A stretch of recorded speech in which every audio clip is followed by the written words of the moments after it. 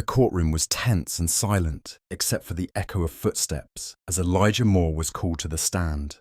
A 17-year-old black teenager, Elijah stood up slowly, his back straight, wearing a suit that didn't quite fit him but was clean and carefully pressed. His shoes were scuffed, his tie slightly crooked, but his eyes were sharp, focused. He walked past rows of mostly white spectators. Many stared at him with thinly veiled skepticism. A few chuckled under their breath. One older man whispered something to his neighbor, prompting a smirk. As Elijah reached the witness chair, Judge Marilyn Breckman glanced down at him with thinly disguised contempt. She was known in the county for her harsh rulings, especially against defendants who didn't look like her. A woman in her 60s with stiff posture and even stiffer biases, she adjusted her glasses and muttered something under her breath as Elijah was sworn in. The prosecutor, a confident middle-aged man in a sleek grey suit, gave Elijah a dismissive once-over. He leaned back, ready to watch the boy collapse under pressure. The court-appointed lawyer beside Elijah barely looked up from his notes, flipping through them lazily, as if the case was already lost. Elijah cleared his throat. When he spoke, it was not the voice anyone expected. It was calm, clear, and articulate. He began by denying the accusation with deliberate poise, choosing his words carefully. I would like to clarify that I had no involvement in the alleged incident, and any supposition connecting me to the event is, respectfully, a fallacious accusation. There was a beat of silence, then laughter. One woman in the back snorted. The judge's eyebrows arched sharply. Fallacious, she repeated, as if tasting a word too bitter. Presumptive bias? She leaned forward, squinting. You expect me to believe you talk like that? Elijah nodded slightly, his expression neutral. Yes, Your Honor. Another chuckle rose from the benches behind him. The judge held up a hand to silence the room, but didn't hide her smirk. A smart liar is still a liar, she said. You may have read a few books, but that doesn't make you credible. Elijah looked down, adjusting his cuffs. His silence made the room shift uncomfortably. The prosecutor stood up, ready to paint him as manipulative and rehearsed. But Elijah didn't seem rattled. He sat tall, eyes focused ahead. The judge turned to the court-appointed lawyer. Is your client planning to recite the dictionary all day, or do you have an actual defense? The lawyer mumbled, We're working on that, Your Honor, then went back to his notes without even meeting Elijah's gaze. The courtroom buzzed again with low murmurs, glances exchanged between gallery members. Elijah sat quietly, letting the noise pass around him. He was used to being underestimated, but they had no idea who he really was, or what he was about to reveal. The prosecutor stood confidently, adjusting his tie as he approached the witness stand. Elijah sat upright, composed but not stiff. The courtroom lights cast a glare on the prosecutor's polished shoes as he paced slowly, like a predator circling prey. Let's talk about the night of the incident, the prosecutor began, voice slick with certainty. He pointed to a monitor where a grainy CCTV video began to play. The footage showed a tall figure in a hoodie near a convenience store cash register, fumbling with something. The image was too pixelated to make out a clear face. No sound, no timestamp, just motion and speculation. Is this you? He asked. Elijah leaned forward slightly. No, sir. The prosecutor turned to the jury. You're sure? Same height? Same build? Same neighborhood? He looked back at Elijah with a mocking grin. And let's not forget your choice of words. Most people around here don't talk like college professors. A few jurors exchanged glances. One woman narrowed her eyes at Elijah. The prosecutor kept going. Tell me again what you called the accusation. A fallacious accusation, Elijah repeated calmly. The prosecutor chuckled. Fallacious. Big word. Do you talk like that all the time, or just when you're trying to get out of trouble? Before Elijah could answer, Judge Breckman interrupted. her voice sharp and irritated. "You're not here to impress anyone with your fancy words, Mr. Moore. Keep it simple, or I'll hold you in contempt." Elijah nodded once, respectfully. "Understood, Your Honor." The prosecutor continued his questioning, now twisting Elijah's earlier statements. "You said you were at home studying that night, alone. No alibi, no witnesses, no receipts. Just your word." Elijah began to respond. "Under the Sixth Amendment, The judge slammed her gavel. "Enough, you're not a lawyer, you're a liar." The room fell uncomfortably quiet. Elijah's mother flinched in her seat. She wore a faded nursing uniform, hands clasped so tightly her knuckles had gone white. His father sat beside her in work boots and a mechanic's shirt, eyes lowered, jaw clenched. Elijah inhaled slowly, then spoke again, his tone even. "Your Honor, respectfully, I believe the prosecution is misquoting the applicable statute. The ordinance they referenced, Section 472, was repealed in 2019 under state code revisions." Judge Breckman stared at him as if he'd just insulted her personally. Her lips tightened. "Do you think this is a game, young man? You think quoting laws makes you innocent?" "I think understanding the law makes everyone safer," Elijah replied. The judge narrowed her eyes. "One more outburst like that, and you'll be removed from this courtroom." Elijah fell silent again, staring down at the scratched surface of the witness box. The murmurs in the courtroom swelled. Some spectators shook their heads. Others stared in disbelief, confused by this boy, who clearly didn't belong in the box they'd built for him. Behind him, his mother dabbed her eyes with a tissue. His father didn't move. They had raised their son to speak up, to be intelligent, to carry dignity like armor. But in this courtroom, that armor was being used against him. Still, Elijah sat tall, quietly absorbing every blow. Because he knew something no one else in that room did. He wasn't done yet. The courtroom faded as Elijah sat still in the witness chair, staring at the polished wood beneath his hands. His eyes didn't blink. For a brief moment, his mind drifted, back to where it all began. The smell of damp pavement and gasoline filled the air in the neighborhood where Elijah grew up. Broken streetlights buzzed at night, and sirens were more common than birdsong. Other kids his age played basketball, ran corners, or got swallowed by silence. But Elijah was different. After school, he'd walk straight to the local public library, a cracked building wedged between a pawn shop and an old laundromat. There, in a corner with a flickering overhead bulb, Elijah found escape. He buried himself in books most teenagers wouldn't touch. Thick legal textbooks, old court transcripts, dusty encyclopedias of law and civil rights. Librarians began to recognize his routine. By age 13, he could recite landmark Supreme Court cases better than most college students. One day, while reading a case on wrongful convictions, an old man walked by and paused.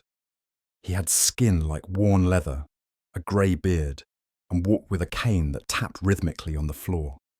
His name was Mr. Langston Hayes, a retired attorney who'd once argued cases before the state Supreme Court, and he'd been watching Elijah.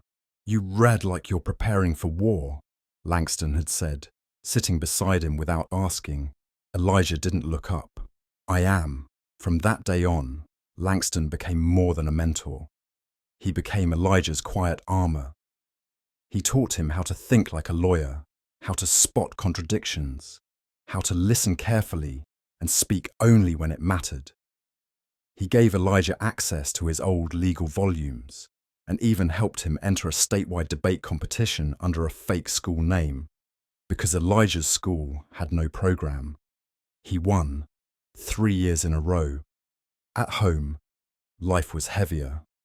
His mother, Tanisha, worked back-to-back shifts at a hospital and cleaned offices at night. She often came home with aching feet and a smile forced through exhaustion. His father, Raymond, had been arrested when Elijah was 7, falsely accused of robbery, Raymond served 2 years before being exonerated. The system never apologized. It just moved on. Elijah never did. He remembered sitting in the back of that courtroom as a boy, watching his father cry silently in handcuffs.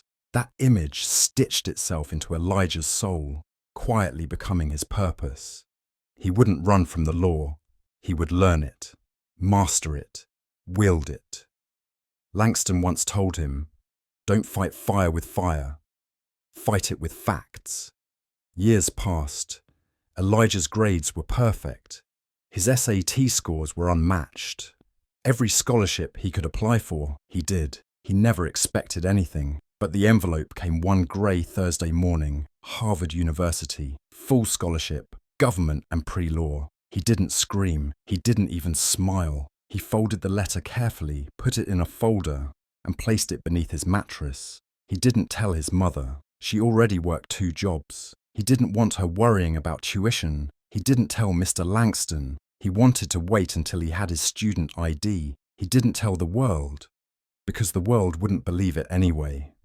And now, sitting in this courtroom, being mocked and belittled for speaking too well, he realized that no degree could protect him from the weight of assumption.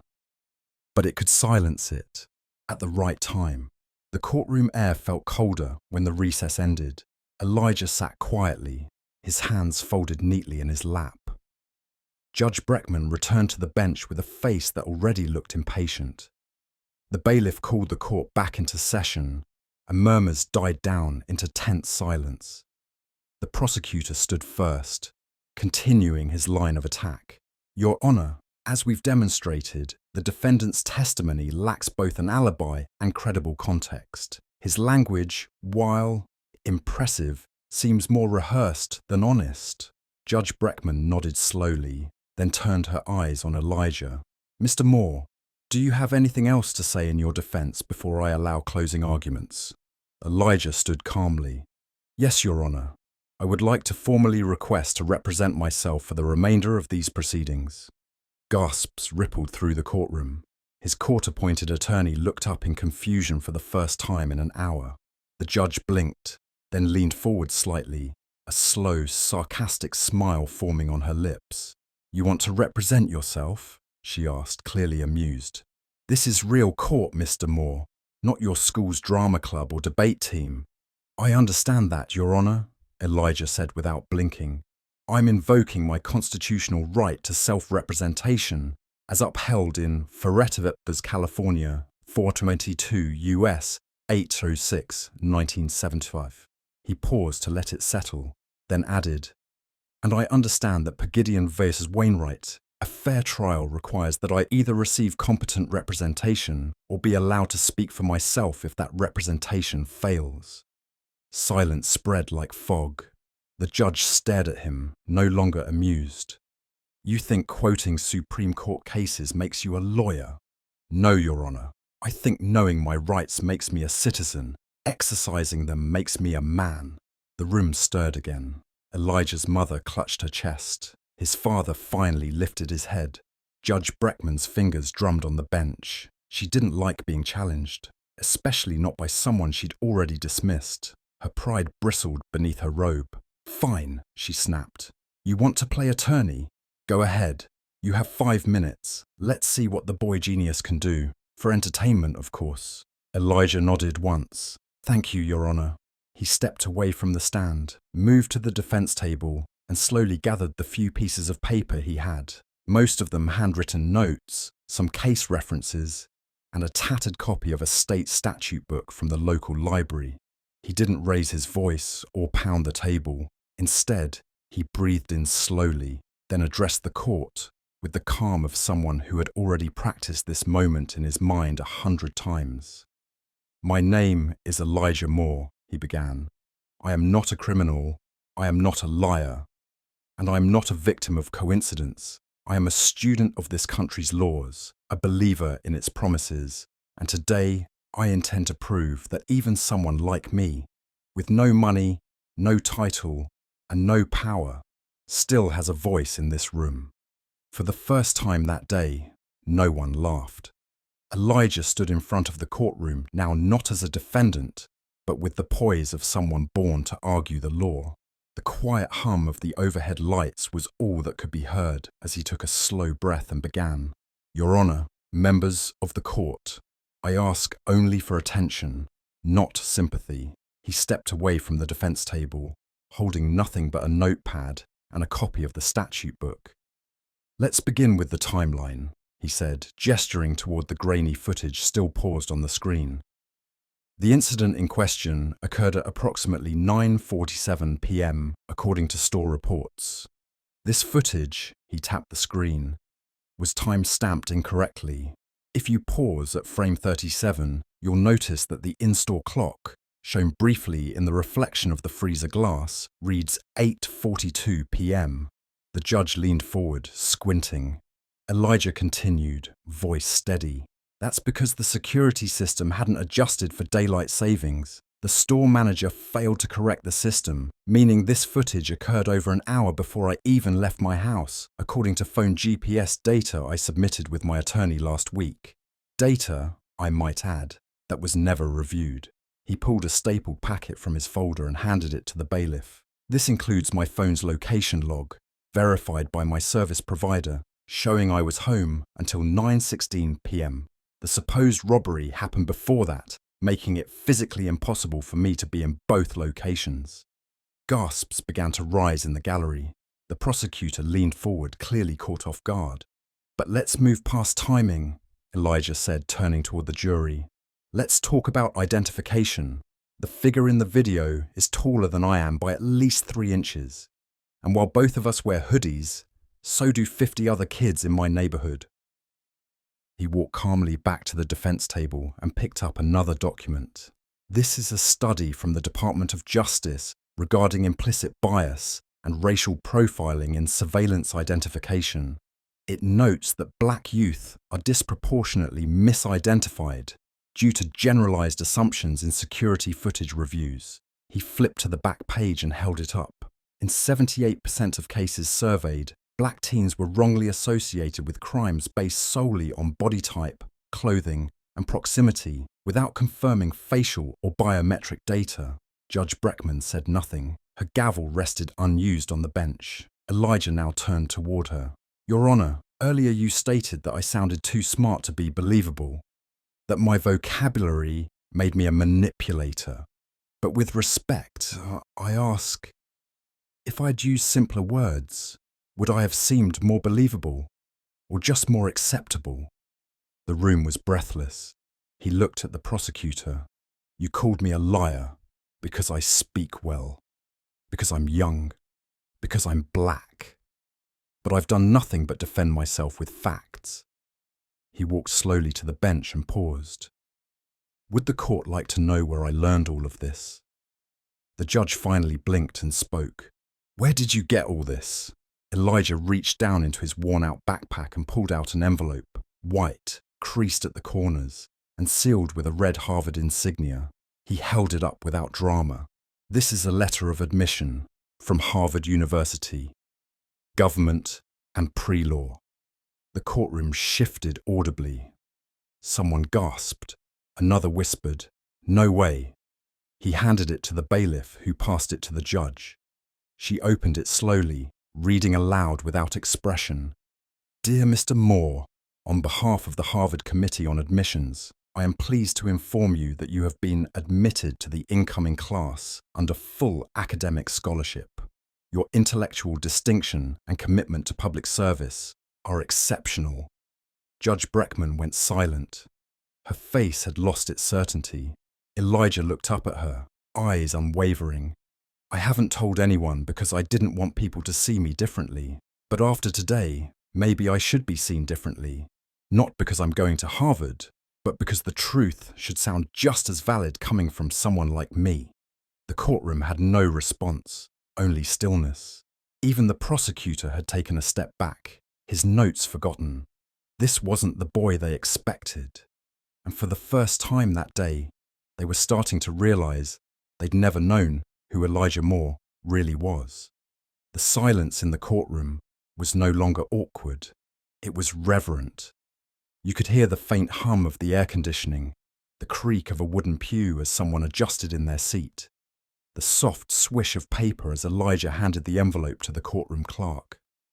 The clerk took it carefully, almost as if it might tear from the weight of what it represented. All eyes followed it as it passed from Elijah's hand to the clerk's, to the bailiff, and finally to Judge Breckman. She hesitated before taking it. Her face, usually set like stone, was shifting, subtle tremors of doubt creeping into her stern mask. She opened the envelope slowly, unfolding the contents with the same hands that had once slammed gavels and signed sentences without flinching. As her eyes scanned the letter, the courtroom leaned in, instinctively hungry for whatever came next. She cleared her throat. Her voice was no longer sharp. It wavered just slightly. Dear Mr. Elijah Moore, on behalf of the Harvard Committee on Admissions, I am pleased to inform you that you have been admitted to the incoming class of Harvard University under full academic scholarship in the Department of Government and Pre-Law. Her eyes skipped ahead.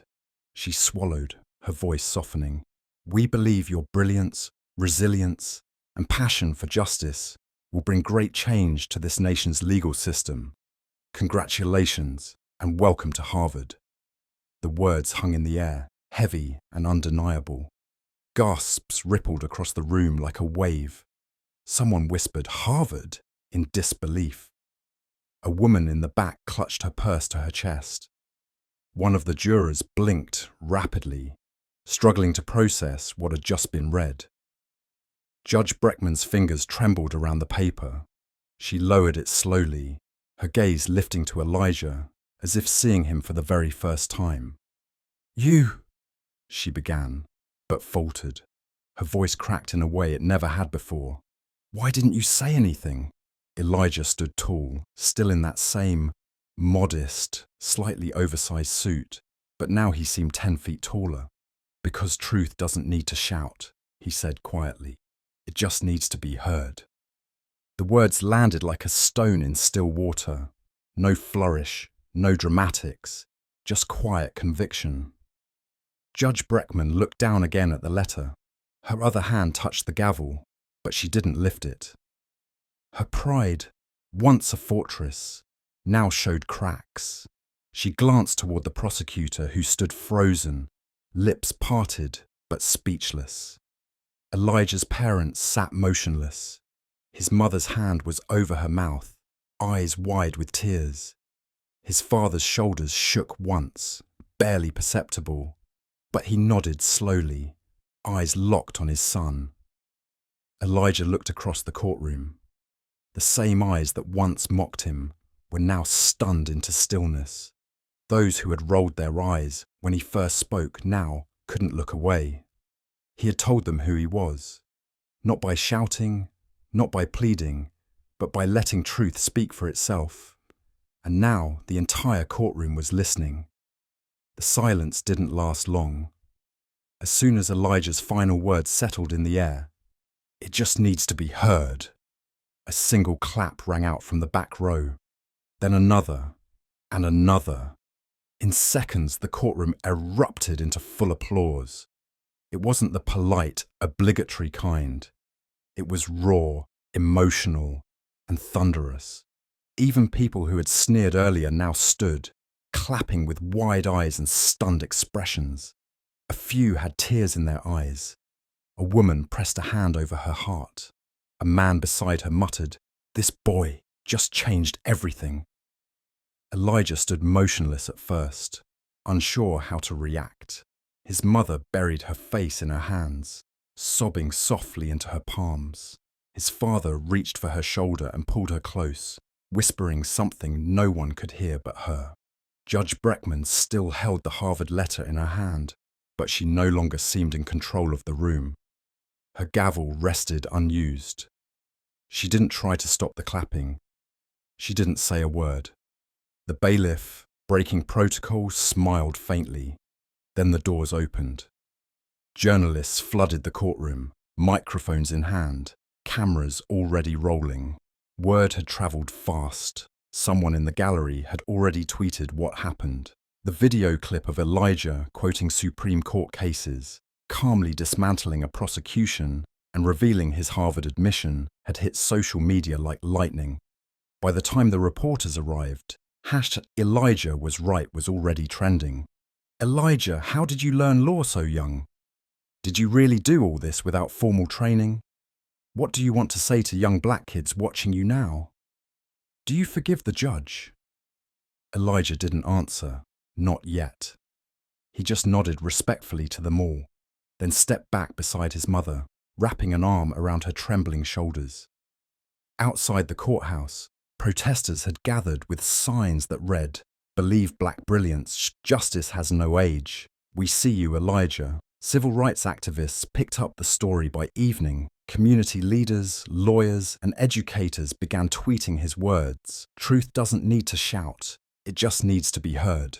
Organizations like the ACLU and NAACP shared the video, praising Elijah's clarity, courage, and composure. His story wasn't just a moment, it had become a movement. Meanwhile, Judge Breckman was forced into the spotlight she had never intended to occupy.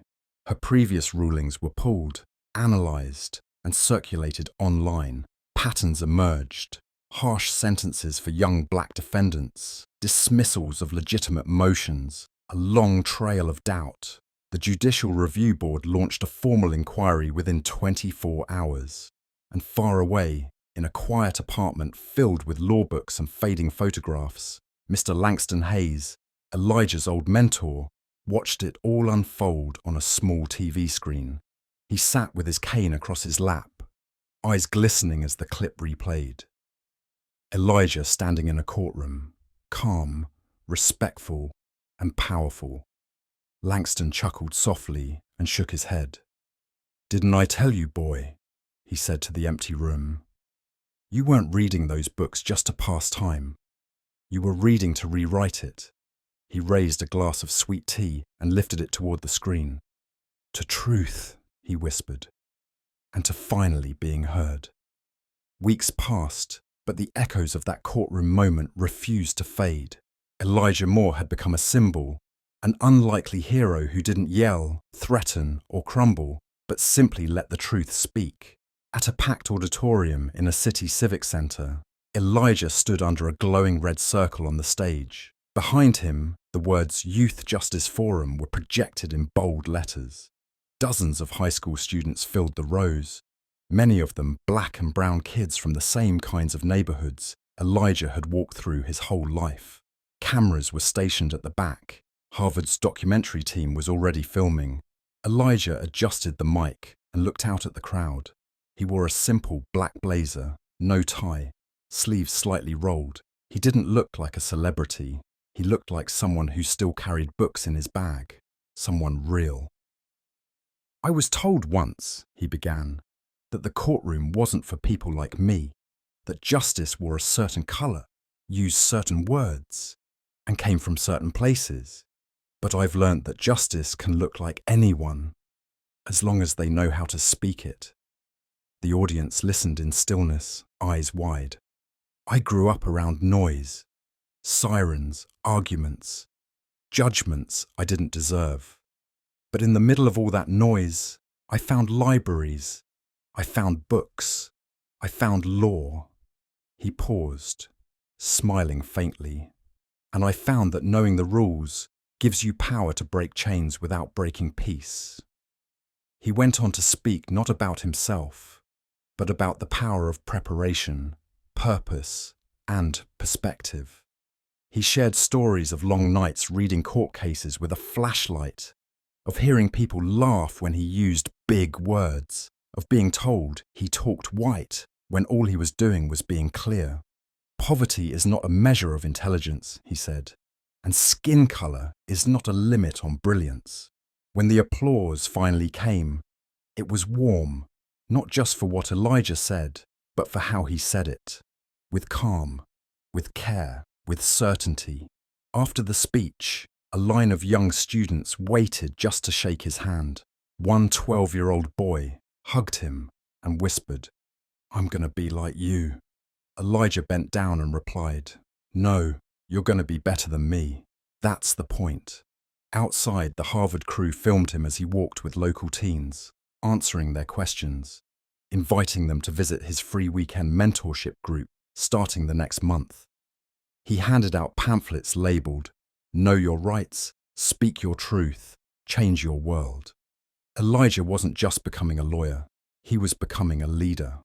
Across the city, in a courthouse where history had tried to repeat itself, Judge Marilyn Breckman's nameplate had been removed from her bench.